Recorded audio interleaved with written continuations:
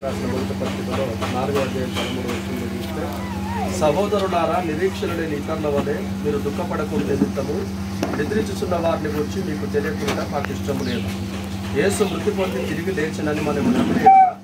అదే ప్రకారం యేసునందు నిద్రించిన వారిని దేవుడు ఆయనతో కూడా వెంటబెట్టుకొని వచ్చింది.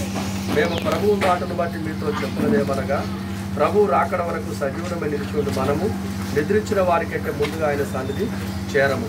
ఆర్భాటముతోనూ ప్రధాన దూత శబ్దముతోనూ దేవుని బూరతోనూ పరలోకము నుండి ప్రభువు దిగువచ్చును. క్రీస్తునందుండి మృతులైన వారు మొదట లేతురు. ఆ మీదట సజీవులమైన నిలిచి మనము వారితో కూడా ఏకముగా ప్రభువును ఎదుర్కొనుటకు ఆకాశ మండలమునకు మేఘముల మీద కొనిపోబడదుము. కాగా మనము సదాకాలము ప్రభువుతో కూడా ఉందుము. కాబట్టి మీరు ఈ మాటల చేత ఒకరిని ఒకడు ఆదరించుకొనుడి. అక్కడ ఏడవకండి. కాబట్టి ప్రభువు చెప్తున్న మాటను మనం గమనించినట్లయితే, ఈరోజు జయాకర్ గారు ప్రభువు నమ్మాడు. కాబట్టి ఆ నమ్మిన మన ప్రభువు చనిపోయి తిరిగి లేచాడు.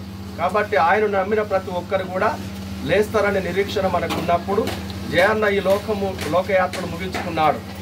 తిరిగి ప్రభు దగ్గరికే తన ఆత్మను చేరదీసుకోవడానికి దేవుడు తనను పిలుచుకున్నాడు. కాబట్టి నరుని ఆత్మ యెహోవా పెట్టిన దీపం కనుక ఆ యొక్క ఆత్మ అనే దీపము దేవుని రాజ్యమే చేరుతుంది. ఈ మట్టి మరలా మట్టికే పోతుంది.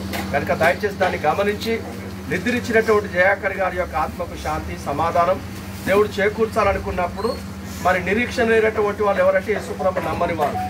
ఆ నమ్మని వారు ఏడ్చినట్టుగా మనం ఏడవకూడదు. ఎందుకంటే మనము మన పిల్లల్ని బయట దేశాలకు పంపించినప్పుడు మనం ఏడవం, విందు చేస్తాం, గొప్ప ఆర్భాటం చేస్తాం, సంతోషంగా పంపిస్తాం. కాబట్టి పరలోకానికి వెళ్ళేటువంటి జయాకర్ కొరకు కూడా సంతోషంగా దుఃఖముతో కాకుండా ఆయన కొరకు ప్రార్థన చేసి పాటలు పాడి ఘనంగా ఆయన గౌరవప్రదంగా, ఇప్పుడు ఫాదర్ గారు చెప్పారు, గౌరవప్రదంగా తనకు భూస్థాపన జరగడానికి మనం అందరం సహకరించాలని దేవుడు జ్ఞాపకం చేస్తున్నాడు. కాబట్టి దేవుడు తన మాటలు మనందరి వినికిల్లో, ప్రత్యేకంగా కుటుంబంలో తన భార్యకు, తన యొక్క తోబుట్టువులకు, తల్లికి ఓదార్పు ఆదరణ దేవుడు దయచేయునుగాక. ఆమేన్.